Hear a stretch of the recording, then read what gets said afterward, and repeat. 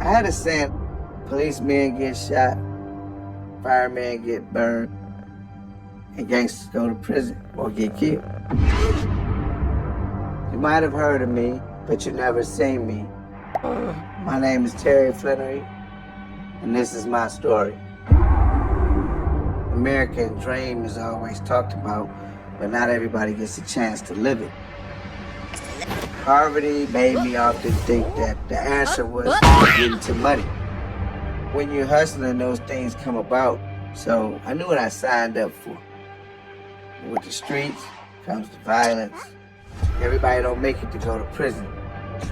Prison's the lucky stage.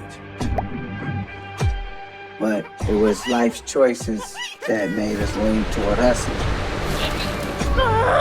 Mitch and I didn't start off selling crack, we started off selling out. There was no crack then.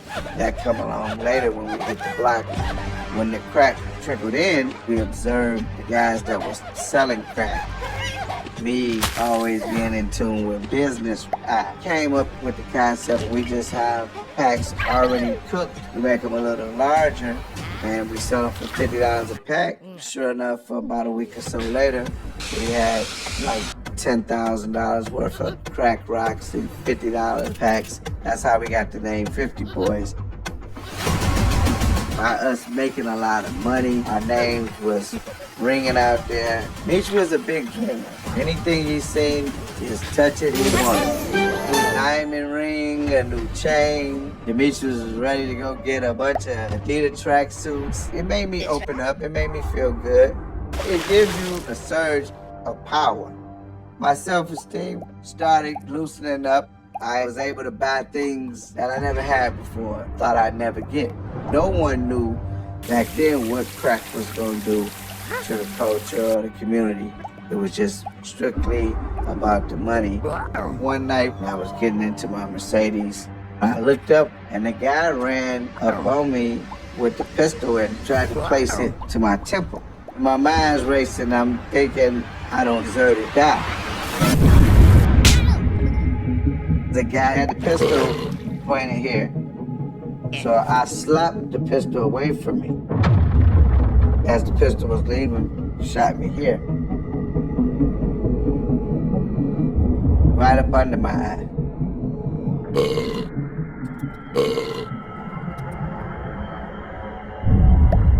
The nudging of the gun woke me up. He was nudging me in my side, checking to see if I was dead. And when I jumped up, I wrestled for the gun, and he panicked and ran back and just started shooting the car.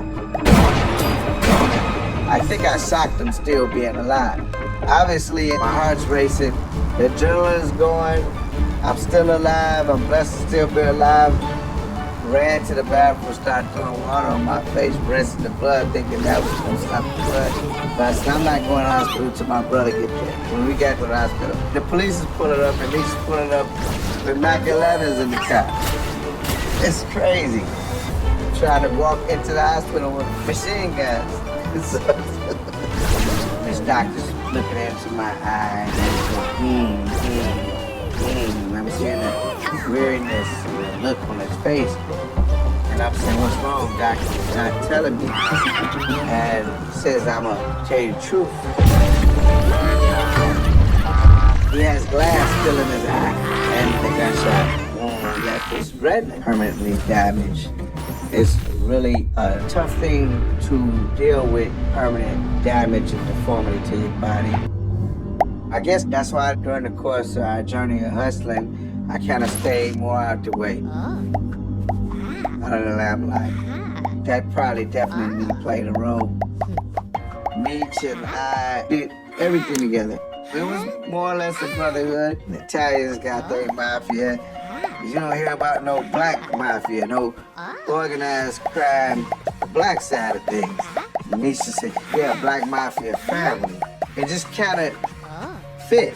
You got tons of coke when you Mexican cartel connected. Our goal was to distribute these tons and make a lot of money.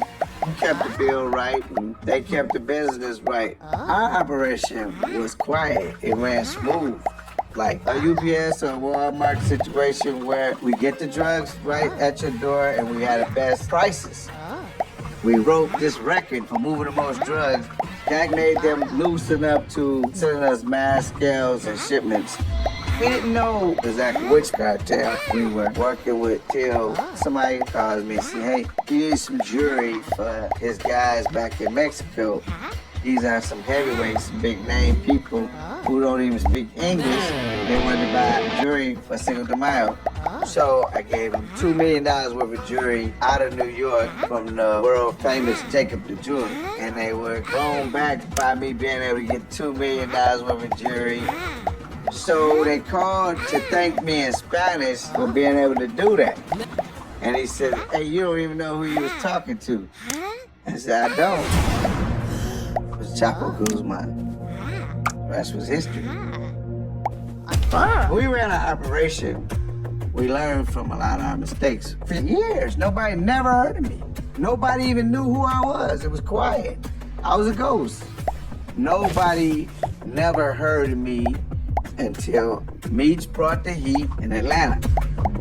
Meech was in Atlanta and he didn't believe in taking one day rest. He's in every club, the hottest clubs in Atlanta every night. I think Meech, since we were kids, maybe just wanted to be recognized. People don't look at you when you come up as poor as Meech and I came up. I just think we were invisible so long that he said, hey, you can see me now, look at me, I'm winning. The problem is now you're making massive scales of money. What you gonna do with all the cash? The Prince of Morocco, Africa threw a party, and we flew with like 400 guests Morocco. And Wolf and Meech kind of hung out over there. Wolf was definitely like a brother to us. And I was supplying Wolf with about 5 or 6 kilos at a time before the tragedy. Really? In my mind, I said, we're going to prison. It just brought on more pain for us. It was not only a tragic loss, I just knew that here we go, it's coming. You can get away with most things, stand under the radar. The heat doesn't come until the violence kick in. Meech brought the heat to me. They raided my house looking for weapons allegedly used in a shooting that he was involved in. I was nowhere around. That was the excuse they used. I don't think Meech took business serious enough. He was right back partying and getting careless and sloppy. And the feds was watching the whole time. I was really upset. Meech was on house arrest for the shooting. He and I were sitting there ready to talk about the case. And Meech said, no, I got this party. I got all these strippers coming over, man. And sure enough, they were pulling up and got $1,000 just for coming through the door. I couldn't believe it. And I said, well, Meech, this is it. I'm gone. Probably won't be back to Atlanta for a while. I told Meech, man, I love you, but I can't do this no more. It was a hurtful, painful moment for me. Did I play my part in that? Yes. At the time, we was ignorant to what was being done. Meech and I are the first generation crack dealers. We hustled through the 80s, the 90s, and the 2000s of the coke business. I don't like to use the word regret. I use the word remorse because there are some things I wish I could have done another way. Some people might glamorize the things that Meech and I did. You hear it in the music sometimes. But what the music don't reveal is the losses in your life. The glitz and the glamour may look appealing to you. You may think, was the money worth it? I can honestly say, no. Life today for me is pretty easy. I can share my story with people. I can educate the youth and people in the streets to try to help them realize that it's another way to value family, value freedom. In the end, we're choosing a new way of life that ain't over like my family. Yeah, appreciate it.